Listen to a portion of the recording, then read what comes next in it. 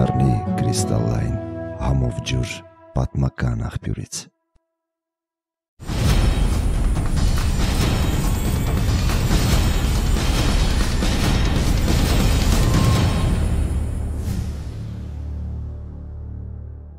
Բարև ձեզ, դուք հայլու առաջ եք, ձեզ հետ է Անժելա Թովմասյանը, ներկայացնեմ իմ հյուրին, այսօր իմ հյուրն է, պարզ եմ ուզում ներկայացնել Անդրանիկ Միրանյանը։ Բարև ձեզ, պարոն Միրանյան։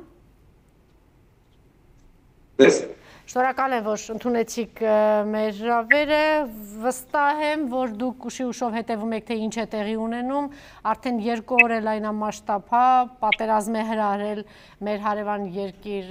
Ադրբեջանը, պարզ է դառնում, որ իր այսպես ասած մեծ եղբայրը հետևում է Թուրքիան, արդեն ինֆորմացիա տարածվել է, որ այս պատերազմում միայնակ չէ Ադրբեջանը Թուրքիայի հետ միասին է եւ առաջին հարցը ինչու այս պահին որոշեցին սկսել այսպիսի լայնամասշտաբ պատերազմ եւ հարձակում Թուրքիայի եւ Ադրբեջանի նկարտումները, խնդրեմ։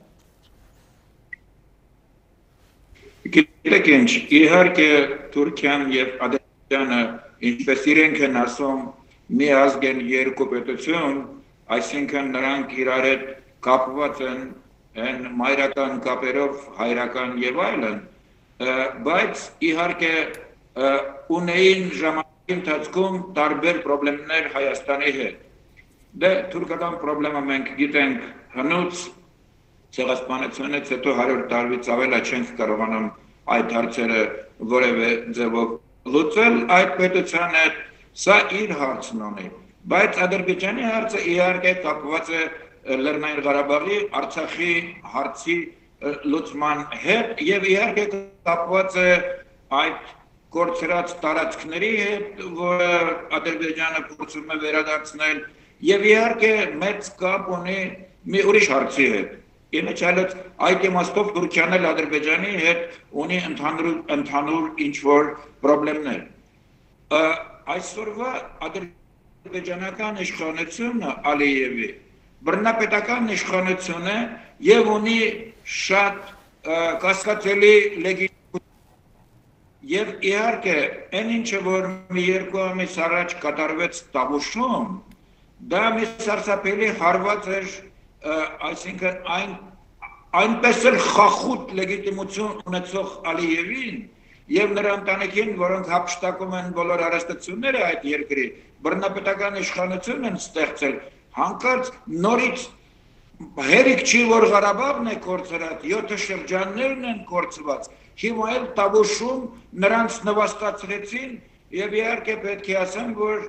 իհարկե հայկական կողմը կարող էր մի քիչ ավելի խելացի գործել եւ այդ փոքրիկ հաղթանակը սահմանի վրա Փառք Աստծո եւ իհարկե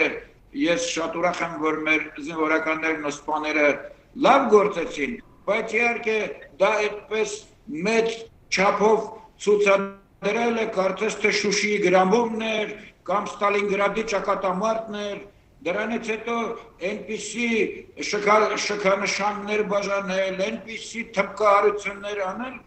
որը իհարկե Ադրբեջանում հենց հիմա ես լսում էի ադրբեջանական կայքերը,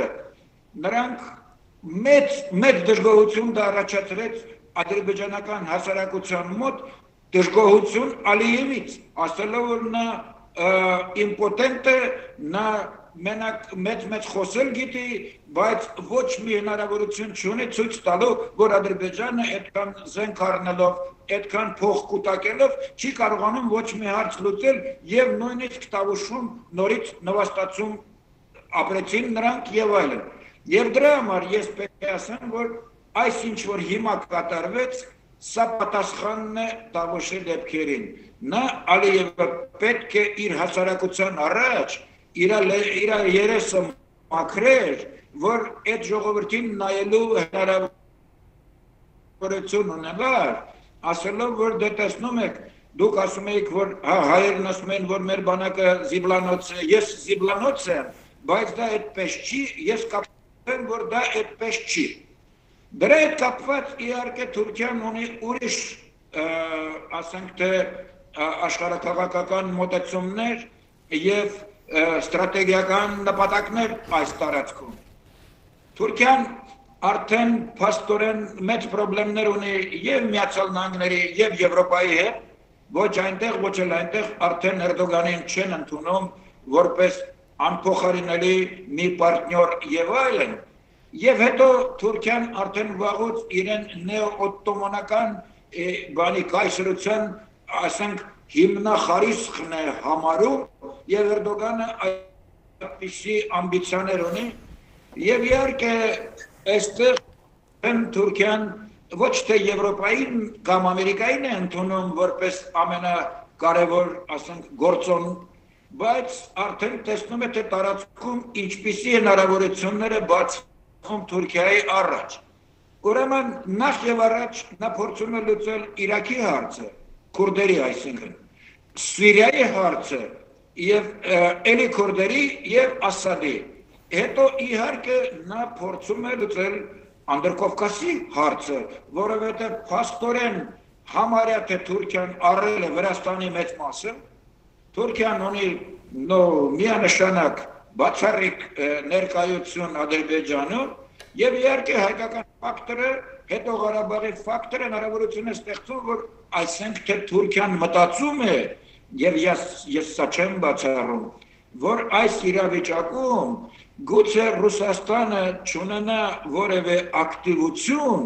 այդ դեպքում նա հնարավորություն կունենա Ադրբեջանին օգնելով լուծել Ղարաբաղի հարցը, այ միջայլոց ես լսեցի, որ արդեն այսօր եթե չեմ սխալվում, Էրդողանն ասաց Ղարաբաղի հարցը հարկավոր է լուծել ու հանել բանից, շարքից հանել լրիվ, այսինքն հարցը գնում է երևի ռազմական ուժով լուծելուն, որի մասին շատ անգամ խոսել էր Ալիևը։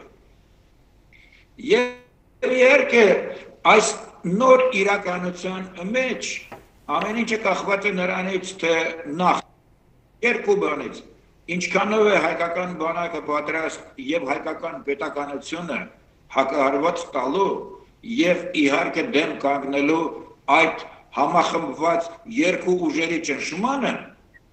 ես տեսնում եմ, որ իհարկե սա երևի աննախադեպ իրադարձություններ են տեղի ունենում, սա ոչ նման է 16 թվին, սա նման է 93-94 թվերին, երևի երբ որ նույնիսկ վտանգ կար, որ Օմարի բարձրունքը գրավելուց հետո Ադրբեջանը արդեն կարող է մտնել Հայաստան։ Եվ իհարկե այդ ժամանակ կային այդպիսի ապուշ մոտեցումներ Մոսկվայում։ Ես հիշում եմ շատ լավ Կոզրևի ժամանակ եւ Ադամեշինի, ես ինքս եմ մասնակցել, այ Ռոբերտ Քոչարյանին այդ ժամանակ Մոսկվայում մենք քննարկել էինք այդ հարցը։ Նա ասում էր, դուք գիտեք, մեզ ասում են, տվեք Ալիևը թող մի փոքր հաղթանակ ունենա, որից հետո ինքը զիջումներ կանի եւ դուք ամեն հարցը կլուծեք միասին։ Բայց ասում եմ, մենք էլ չէինք հասկանում, ինչ է նշանակում մի փոքր հաղթանակ։ Ոնց որ անգլիացիներն են ասում, ախորժակը ուտելուց է գալիս, երբ որ նրանք արդեն անցան ռեալ հարձակումների տարածքներ էին գրավել, արդեն սպառնալիքը կար, Հայաստանի վրա էր կախվել սպառնալիքը, այդ ժամանակ իհարկե ռուսական կողմը նոր հասկացավ, որ այս վիճակը չի կարող բերի ոչ մի լավ բանին, ոչ միայն Հայաստանի համար, այլ Ռուսաստանի համար։ Եվ դրա համար այդ ժամանակվա ախալքալակի բազայից բոլոր զինամթերքները տեղափոխվեցին Հայաստան, որպեսզի Հայաստանը կարողանար կանգնեցնել այդ հարձակումները։ Այստեղ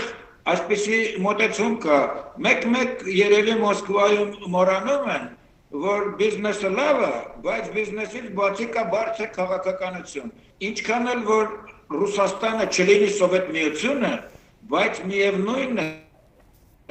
նույնիսկ իներցիայով Ռուսաստանը այդ հետ սովետական տարածքը համարում է իր հետին բակը, как это, backyard, կամ ոնց որ ռուսերեն ասում են задний двор։ Եվ իհարկե երբ որ այդպիսի մի պետություն Թուրքիան մտնում է եւ սկսում է կոպիտ ձևով այնտեղ իրեն պահել, մանավանդ իդեմս Ռուսաստանի ռազմական ստրատեգիական դաշնակցի Հայաստանի, որը գտնվում է ՀԱՊԿ-ի անդամ պետություն է, սա իհարկե չի կարող չառաջացնել զայրույթ եւ նույնիսկ վրդովմունք Մոսկվայում։ Եվ դրա համար ինձ թվում է, որ իհարկե Ռուսաստանը շատ լավ հասկանում է, որ դե Աջարյան արդեն գնված է Թուրքիայի կողմից, Վրաստանի մի մասը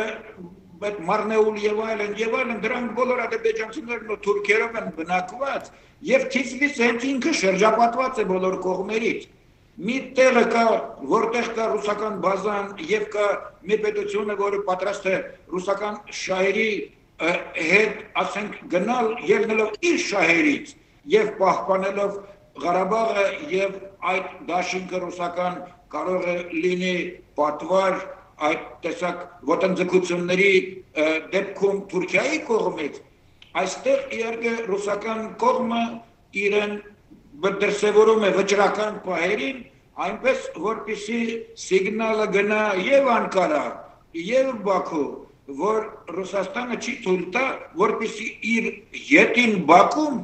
այդպիսի երրորդ ուժերը իրենց անբռնազբոս պահեն եւ անեն ինչ որ ուզում են անել այս իմաստով իհարկե պետք է ասեմ որ Փաշինյանի ելույթը որ այդպիսի մի կոչ էր որ չթողնեն երրորդ ուժերը մասնակցեն այս տարածքում դա փաստորեն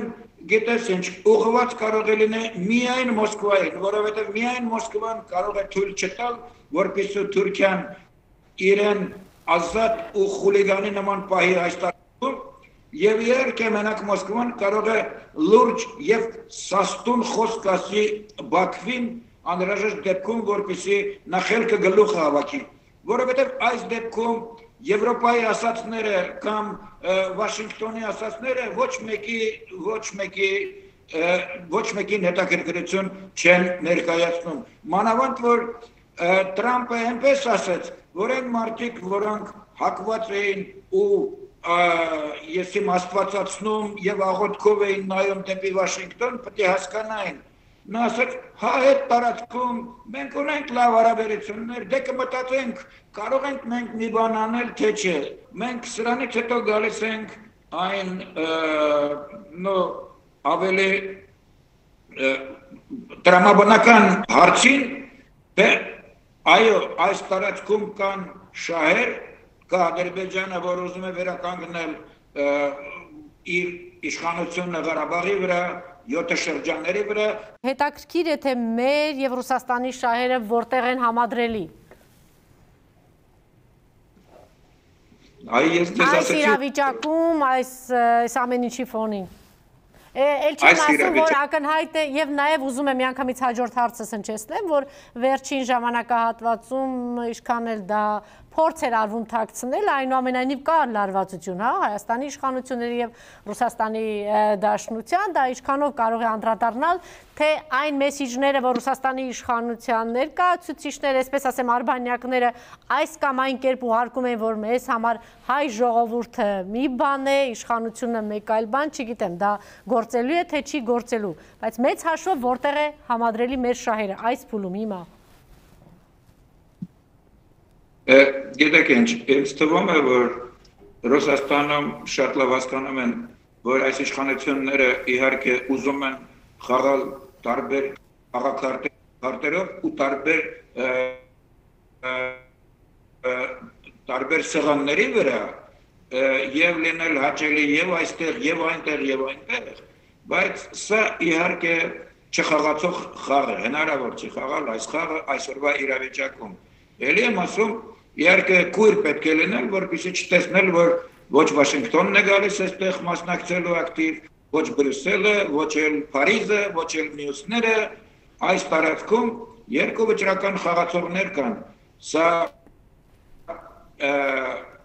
հիմնականում Ռուսաստանը, երկրորդը Թուրքիան եւ երրորդը Իրանը։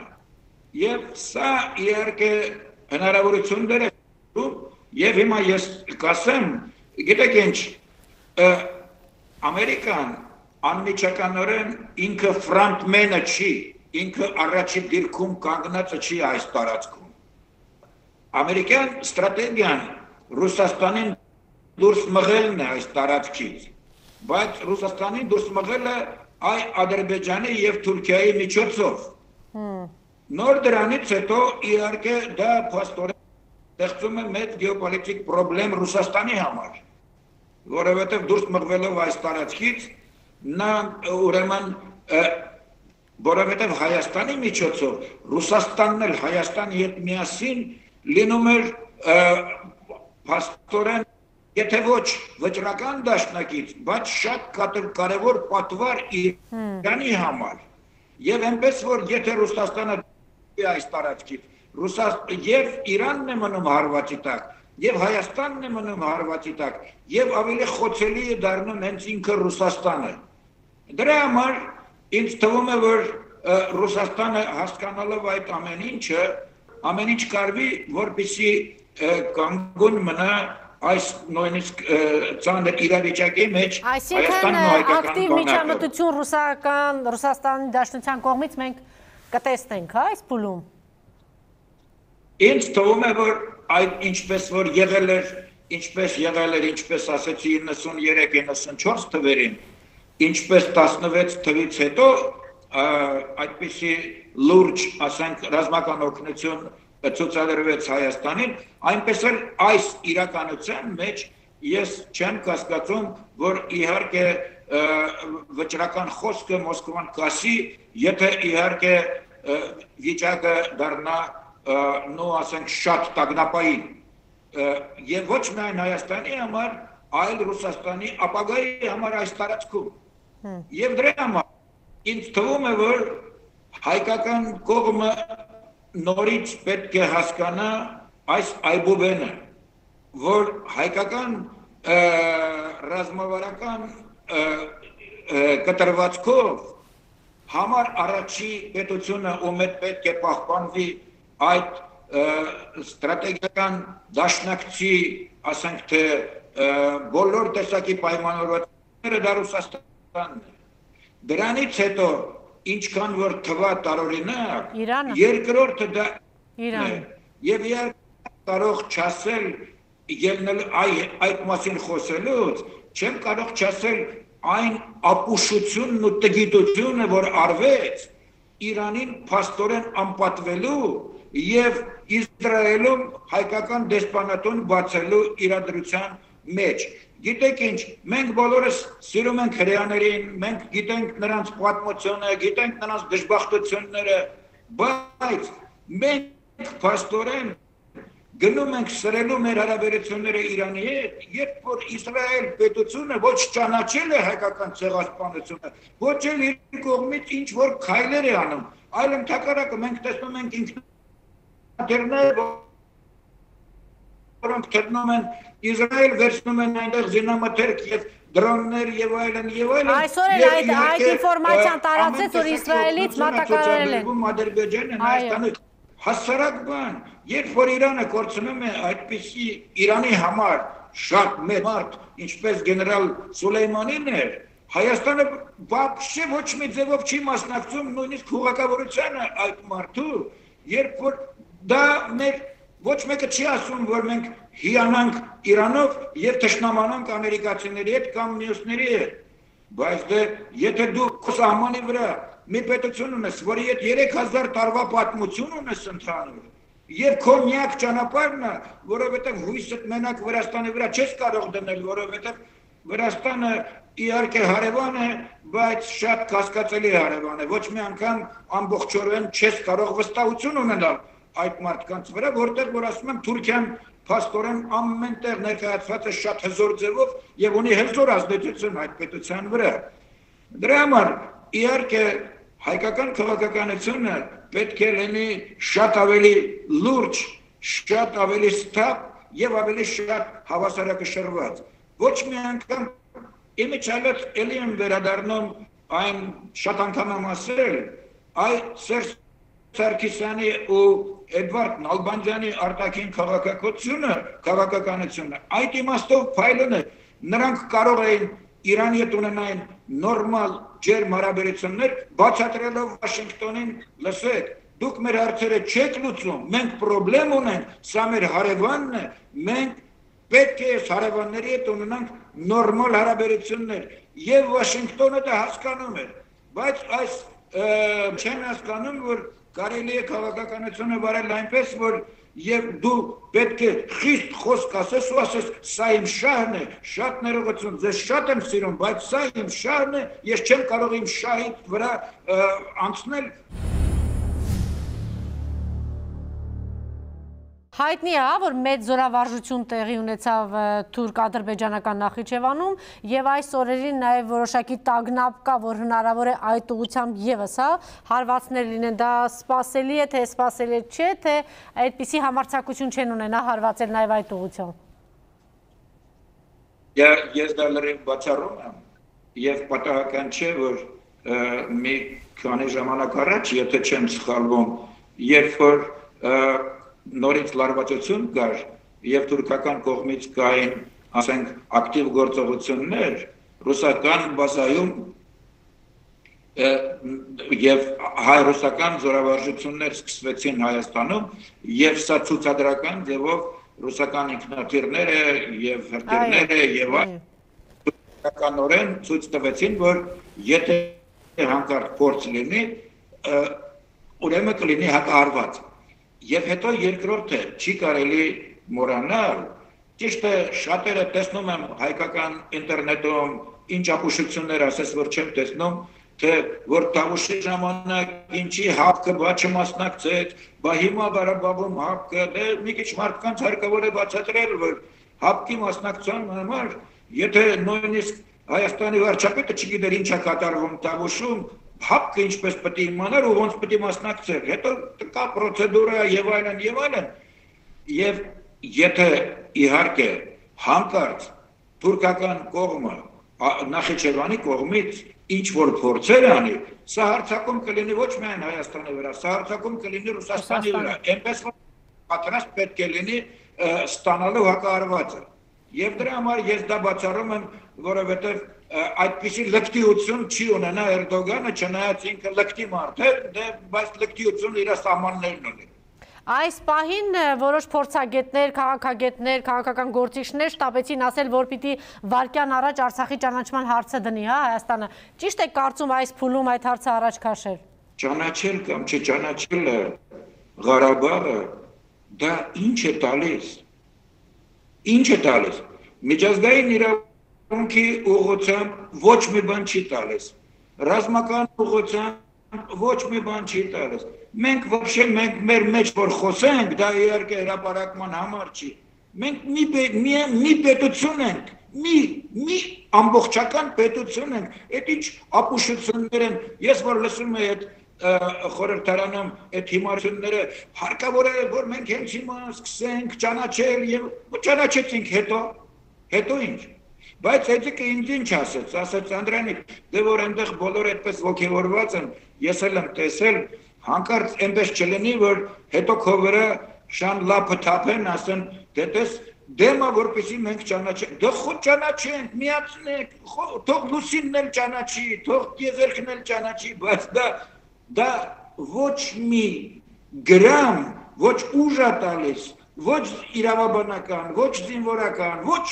ոչ մի ձևով դա չի փոխում ստեղծված իրավիճակը, դա ուղղակի մտածածին, այդպես ճիշտ են ասում, չէ հայերեն, մտածածին մի պրոբլեմա, որը մեջտեղ բերելով ժողովուրդը ուզում է շեղի ուշադրությունը հիմնահարցից, դա հիմնահարցի հետ ոչ մի կապ չունեցող բան է։ Հայաստանից բացի ոչ մեկը չի ճանաչի այդ հանրապետությունը։ Դա ինչ է մեզ տալիս։ Սա բացելնի պրոբլեմներ է ստեղծում, այն իմաստով, որ մենք պաստորեն ուրիշների համար պրոբլեմ ենք առաջացնում։ Եթե մենք ճանաչում ենք, հիմա ուրիշները մեզ հետ գործ ունենալուց մտածում են, որ իրանք իրանց մեջքին պետք է շալկեն հլը Ղարաբաղի ու Ղարաբաղի պրոբլեմը։ Մենք միշտ գնացել ենք այն ուղղությամբ, որ Ղարաբաղի ժողովուրդը իր ինքնորոշման իրավունքն ունի։ Նա ինքնորոշվել է։ Դե մենք էլ իրեն հետ ունենք մեր հարաբերությունները, բայց մենք ուզում ենք այնպիսի ֆորմուլա գտնենք, որ ճանաչումը լինի միջազգային համայնքի կողմից եւ Ադրբեջանի կողմից։ Եթե մենք ուղղակի այդ մասին չմտածեինք, այսինքն լուրջ բարդ դիվանագիտական մոտեցումներով գայինք այդ հանգմանը, այդ լուծմանը, Մենք միշտ էլ կարող էինք ճանաչել եւ նույնիսկ ասել ոչ միայն ճանաչում ենք, այլ մենք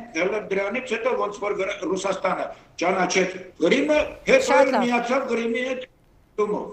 Բայց մենք այդպիսի հզոր պետություն չենք, որպեսզի կարողանանք դա անենք ու մարսենք։ Նույնիսկ Ռուսաստանը չկարողացավ մարսել։ Եթե մենք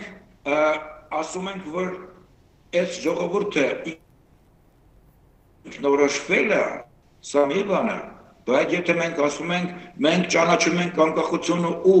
ասում ենք, որ սա Հայաստանի մի մարզն է, սա արդեն միջազգային իրավունքի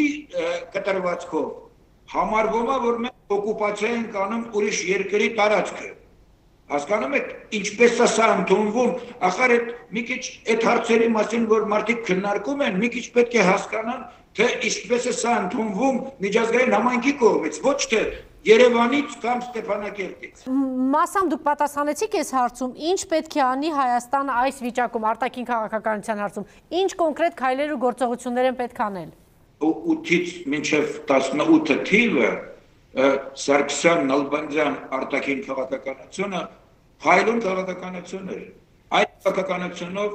եւ բազայի Ռուսաստանի բազան ավելացվեց պայմանագիրը դեպի եսիմ չուտ լինի 2050 թիվն, թե որ թիվը, եթե չեմ սխալվում։ Դրանից հետո իհարկե Հայաստանը մտավ Եվրազեսի մեջ, հետո Եվրայես, դրանից հետո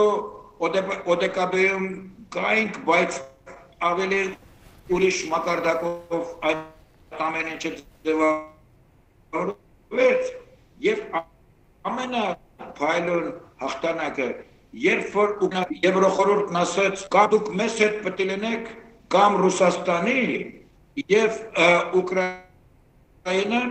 ասեց, լավ, որ այդպես է, մենք ձեզ հետ ենք լինելու եւ ստեղծվեց այն խնդրը, որը բերեց այսօրվա ուկրաինական պետության քայքայմանը, Ղրիմի կորուստը, Դոնբասը եւ այլն։ Հայկական կողմը ասեց Եվրոխորհրդին, գիտեք ինչ, դուք մեր առաջ իլի մի դրեք, կամ, մենք որ դուք կամ դնեք, ուրեմն իմացեք, որ մեր ընտրությունը Ռուսաստանն է, մեզ համար այլ ընտրություն չկա։ Դրա որովհետև այսօրվա Հայաստանի ղեկավարությունը այդպիսի հստակ դիրք չունի եւ դրա համար հարթ թոլկի ժամանակ BBC-ում ոչ Փաշինյանը, ոչ էլ արտաքին գործերի նախարարը չկարողացան հստակորեն ասել, գիտեք ինչ, առաջին հերթին, որովհետև ուզում են լավ Երևան, Վաշինգտոնի արևմուտքի առաջ, բայց չեն հասկանում, որ կա պրիորիտետներ եւ կա ազգի շահ, որ դու պետք է դրանից ելնես, ոչ թե ուզենաս սրա առաջ կամ նրա առաջ լավ երևաս։ Շատ լավ։ Եվ այդ դեպքում հայկական փաստորեն հասավ նրա, որ Եվրոխորհուրդը ստորագրեց եւ հա դուք ունեք ձեր հապկը, ունեք Եվրազեսը եւ այլն, բայց դրանից հետո եթե դա չի խանգարի այդ պարտավորություններին Հայաստանի, դու կարող ունենաս հրաշալի հարաբերություններ Եվրոպայի հետ, ֆանտաստիկ հարաբերություններ հետ, շատ լավ հարաբերություններ Իրանի հետ։ Ես նորից եմ պրիորիտետները ցույց տալիս։ Սա ուրեմն պրիորիտետները Ռուսաստանն է, Իրանն է, հետո Եվրոպան, նոր դրանից հետո Ամերիկան։ Պարոն Միրանյան, երկու հարց եւ ավարտում ենք։ Նախ ինչ եք կանխատեսում այս պատերազմը որքան կերկարաձգի, չգիտեմ ինչ միջամտություն եք տեսնում, հա, ակտիվ միջամտություն, նորից կրկնեմ, ակտիվ միջամտություն կլինի Ռուսաստանի Դաշնության կողմից, թե ոչ, եւ կարծում եմ ճիշտն ասած հիմա ճիշտ պահը չի դա քննարկելու, միջև հիմա շատ քննարկվել է, գուցե հետագայում էլի կքննարկվի, բայց 1-2 վրիպում սխալ այսօրվա իշխանությունների, որ բերեց հանգեցրեց սրան։ Երկուս էի ասում, 3 հարց ստացվեց, խնդրում եմ հնարավորինս համառոտ։ Ես վերջինից կսկսեմ, ասացի հիմա էլ եմ եթե Դավուշյան դեպքերը չլինեն եւ եթե այդպիսի ուրճացած ձևով դա չներկայացվեր, որ ֆանտաստիկ հաղթանակ Ադրբեջանի եւ Ադրբեջանի նախագահի վրա, ինձ թվում է, որ այս իրավիճակը այսօր չէր լինի։ Համենայն դեպս 90%-ով ես վստահ եմ, բայց երբ որ դուք նվաստացնում եք երկրին, ասում եք, որ այսի բանակը սրանց զիբլանոցը, սրանց նախագահը զիբլանոցը, մենք հաղթել ենք ու կհաղթենք, մենք հզոր ենք, մենք այս ենք, մենք են ենք, եւ դուք սա ասեցի, չէ, եթե սա դարձնում եք, ինչպես ասեմ, դե մեր համար Պարոն Իրանյան, գուցե դուք ճիշտ եք, այս ամեն ինչը մի փոքր արագացրեցին, բայց նաեւ մենք խոսեցինք նրա մասին կամ հայտնի է Թուրքիայի նկրտումները, անկախ այս ամեն ինչից Թուրքիան ունի իր նկրտումները իր փոքր եղբոր հետ։ Երկրորդ, այդ հասկանալի է, Թուրքիան իր քայլերն է անում եւ Թուրքիան, գիտեք ինչ, Թուրքիան արդեն մի քանի 100 տարի է Ռուսաստանի մրցակիցն է։ Հիմա փորձում է լինել եւ գործակիցը, բայց դրա հետ միասին լինելով շատ դաժան ու ինքը իր էշը քշող տարածաշրջանում լիդերի հավաքություններ։ Այո, այդ դեպքում էլի եմ ասում, իհարկե այսօրվա իշխանությունների վրիպումը դե մենք դրա մասին շատ անգամ ենք ասել։ Իհարկե Ռուսաստանի հետ երկիմաստ հարաբերություններ ստեղծելն էր, որը բերեց եւ Լավրովի կոմենտարիաներին եւ տարբեր մարդկանց կողմից հայտարարություններին, որ իհարկե Հայաստանի իշխանությունները, այս իշխանությունները Ռուսաստանի ներկայացուցչությանը ու նրա շահերի նկատմամբ լուրջ վերաբերմունք եւ նրբանկատ վերաբերմունք չունեցան։ Սա իհարկե շատ կարևոր է։ Ինչ է կանխատեսում։ Ընդհանրացնեմ, բայց ես պետք է ասեմ, որ Ռուսաստանը մեծ պետություն է եւ ունի մեծ պետականական տրադիցիա եւ նրանք հասկանում են, որ իշխանությունները գալիս ու գնում են, բայց ժողովուրդն ու պետությունը եւ տարածքը մնում են։ Մենք այդպես մենք ուրեմն ուրիշ շանս չունենք, մենք հարևաններ ենք, մենք ունենք ընդհանուր շահեր եւ այդ շահերը ավելի կարեւոր են, քան թե այս անցողիկ պետական գործիչները։ Շատ լավ, եւ այդ վերջին երկու հարցը խնդրում եմ համառոտ, ինչ է կանխատեսում եւ ակտիվ միջամտությունը առաջիկա օրերին Ռուսաստանի Դաշնության կողմից կտեսնենք թե ոչ, եւ ինչ է կանխատեսում, սա կլինի ապրիլյան պատերազմին նման, թե դժվար է կանխատեսել, ինչպես եք տեսնում։ Դա իհարկե դժվար է կանխատեսել, բայց պետք է ասեմ, որ իհարկե ինձ համար շատ զարմանալի է, երբ որ այս իշխանությունները իհարկե հարցնում էին, այդ ինչպես պատահեց, որ ռազմական հետախուզություն մենք չունեինք ապրիլյանի ժամանակ։ Ասենք թե լուրջ թե ինչ է կատարվում 16 թվին այդ ապրիլյան պատերազմի ժամանակ, բայց հիմա այս հսկայածավալ օպերացիաները, որ կատարվում են, Այս ինչքան զինամթերքի, ինչքան մարդկանց տեղափոխում, ինչ կուտակում զորքերի եւ այլն արվել է եւ փաստորեն մենք բարձվեց, որ անակնկալի ենք եկել այս հարձակումների ժամանակ։ Էլ չասած, որ այսօր ամբողջ օրը ռուսական բոլոր թոք-շոուները գրում էին, որ եւ հայկական դեսպանատանը եւ ադրբեջանական դեսպանատանը ամերիկացիները ասել էին, որ դուրս մի եկեք զգուշ եղեք, որովհետև իրավիճակը կարող է երկու-երեք օր առաջ, այո։ Բայց այդ նշանակում է ֆանտաստիկումներ, այդ ուրեմն էշի ականջում քնած են եղել այդ մարդիկ, որ պետք է դա հետևեին եւ դրանից հետևություններ անեին։ Ինչ է կանխատեսում, չասեցիք։ Ես կանխատեսնում եմ, որ իհարկե Ալիևը կփորձի այս անգամ ոչ թե ինչ-որ սիմվոլիկ տարածք վերցնի։ Ես տեսել եմ իմ աչքով, ասել եմ քո հաղորդման ժամանակ, այդ տարածքները, այդ միկրոսկոպիկ տարածքներ էին կորցրել, բայց նա դա ներկայացրեց որպես այսօր Ալիևը երևի դրանով չբավարարվի եւ իհարկե նախ կախված կլինի ամեն ինչը նրանից, ինչքան ոչ թե քաղաքական ղեկավարությունը, սա մի կողմը, ինչքան այ ռազմական սպաներն ու զինվորները կարող են արիություն, ամրություն ու ուժ ցույց տան, ինչքան կլինի ռազմական օգնությունը դաշնակիցների կողմից եւ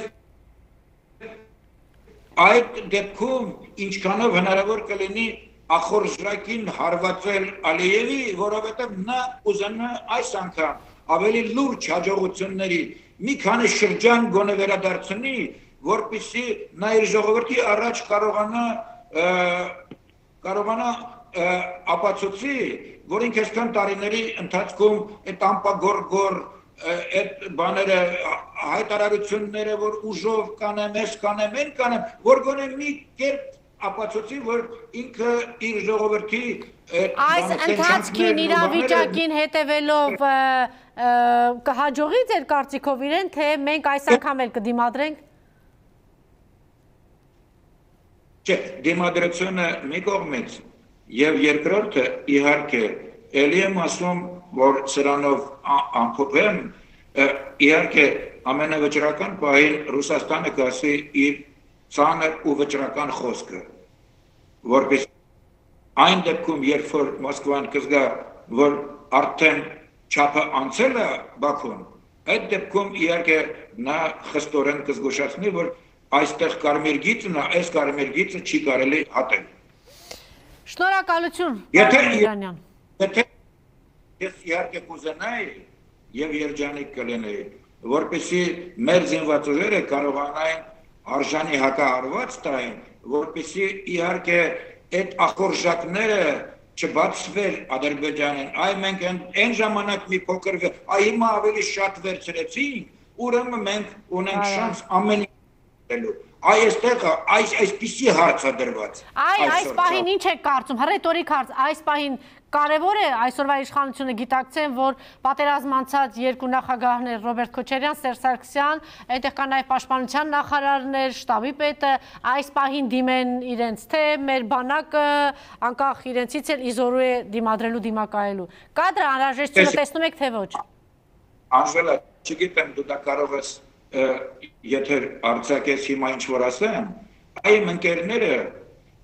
մենք չաթ ունենք իմ համակուրսեցիների 30 դեսպան կա մեր կուրսում, 30 դեսպան արդեն ատստավքի մեջ են, մինիստրը Լավրովը և Գատիլովը,